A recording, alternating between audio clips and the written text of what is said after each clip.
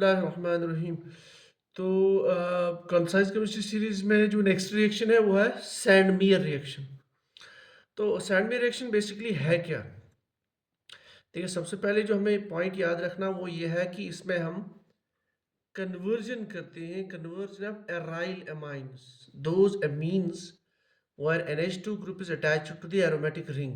So conversion of aryl amines to aryl halides, ये important है इसमें. Now, what is the chemical reaction? We have an aryl amine. This is called aniline. In the aniline, this NH2 gets converted to the Cl. So, aniline gets converted into the chlorobenzene.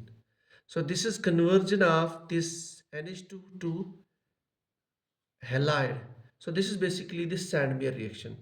Now, ये reaction कैसे होती है? For this, we require this basically occurs in two steps. In step number one, in presence of sodium nitrite and HCl at low temperature around zero, this aryl amine, that is aniline, it gets converted to diazonium salt, and then this diazonium salt in the next step it reacts with cuprous chloride and this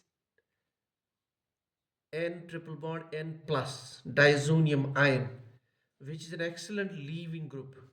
It gets replaced by the Cl to form chlorobenzene.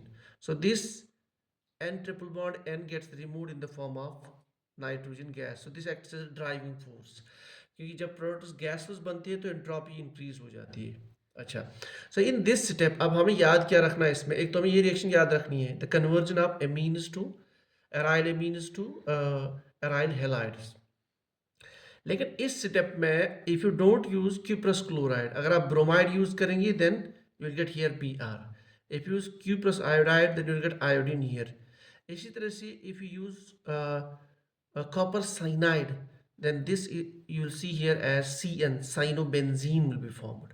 तो इसमें भी question आता है. इसके अलावा इसमें जो main point है कि ये जो स्टेप है NaNO2 and HCl, this basically forms in situ nitrous acid, and then that nitrous acid generates an electrophile which is called as nitrosonium ion, that is N triple bond N. तो आप कह सकते हैं कि ये जो सैंडवियर reaction में इसमें इलेक्ट्रोफाइल जनरेट होता है nitrosonium ion.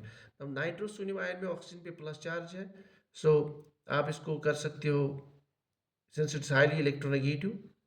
So to remove this charge, the nitrogen gets plus charge, and then this NO it reacts here with, और आप कह सकते हो some sort of electrophilic attack here between this and this. तो उससे बनता है हमें डाइजोनियम साल्ट. बाकी मैकेनिज्म में जाने की जरूरत नहीं है. आई डोंट थिंक क्या है मेरी मशहूर कि इसमें मैकेनिज्म में क्वेश्चन तो नहीं पूछा जाएगा. तो यहाँ पे आप कह सकते हो कि nitrosonium ion acts as electrophile. ये आप पॉइंट याद रख सकते हो ना. जहाँ तक जो मैकेनिज्म का रोल है, इसमें जो मोस्ट कॉमन मैकेनिज्म प्रपोज किया जाता है वो है radical nucleophilic substitution, aromatic nucleophilic substitution mechanism. Radical aromatic nucleophilic substitution mechanism.